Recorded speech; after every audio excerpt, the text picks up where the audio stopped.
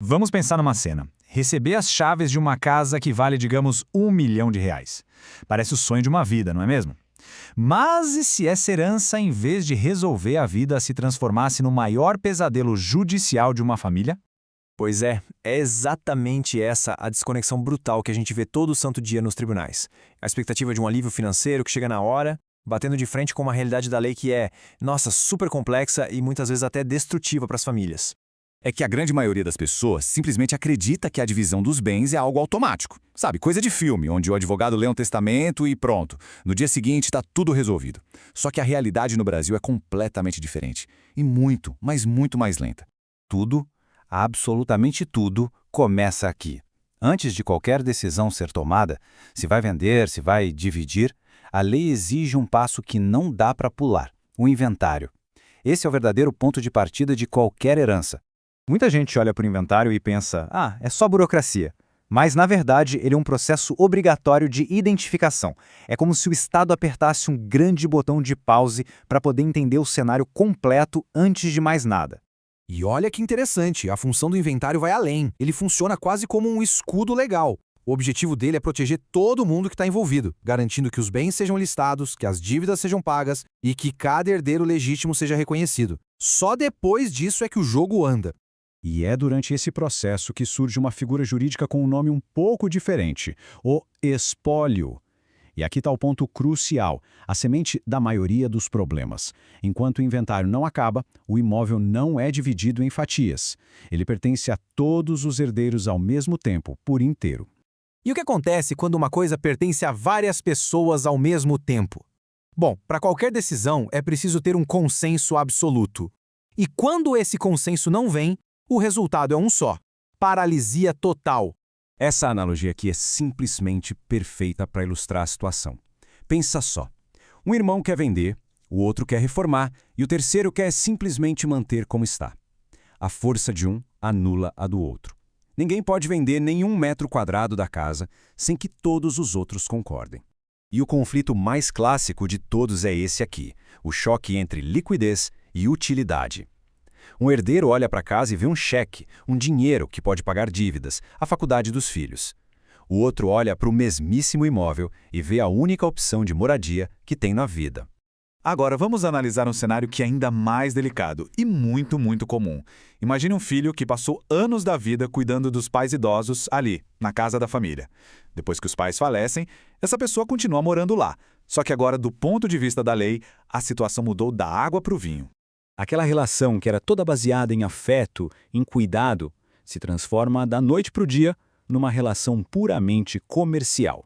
Legalmente falando, todos os herdeiros viram coproprietários de um bem. É como se fossem sócios num negócio. E a lei, nesse ponto, é fria. Os outros irmãos têm todo o direito de exigir a venda do imóvel. E o que é ainda mais chocante para muita gente, eles podem entrar na justiça para exigir que o irmão que mora lá pague um aluguel proporcional. Para a lei, o sacrifício emocional do passado não entra na conta. E o problema não para aí nos conflitos familiares. O imóvel não é só um bem flutuando no espaço, né? Ele carrega um peso financeiro, um ônus que muita gente esquece que existe.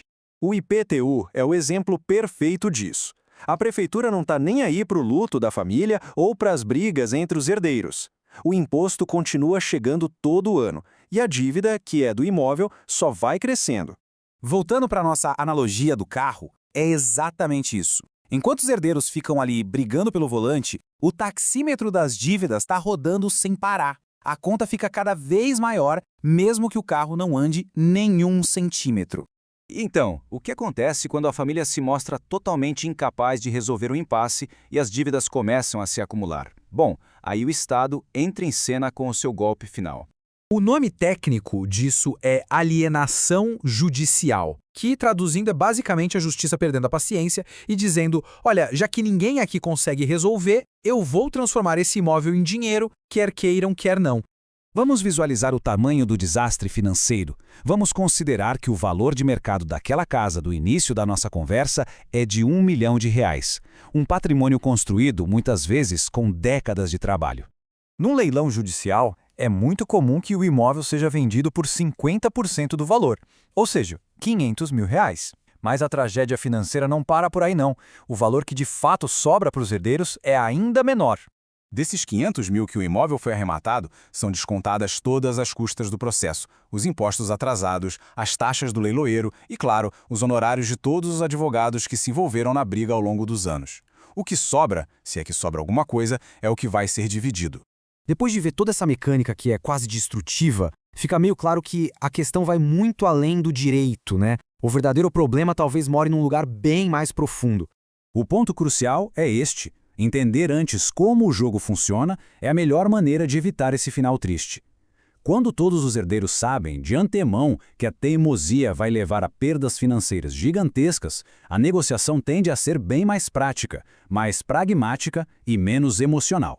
No fim das contas, a raiz invisível que alimenta essa máquina de conflitos é essa dificuldade tão humana de colocar um preço em memórias. Como é que se avalia em dinheiro o quarto da infância ou a cozinha onde a família se reunia? É esse apego que muitas vezes paralisa as decisões. E isso tudo nos deixa com uma reflexão. Se a lei foi criada para proteger, mas o resultado tantas vezes é a destruição do patrimônio e das relações, será que o verdadeiro vilão é a burocracia? Ou será que é a nossa própria dificuldade como seres humanos de aceitar que o que realmente importa já foi entregue em vida? Fica aí a questão para a gente pensar.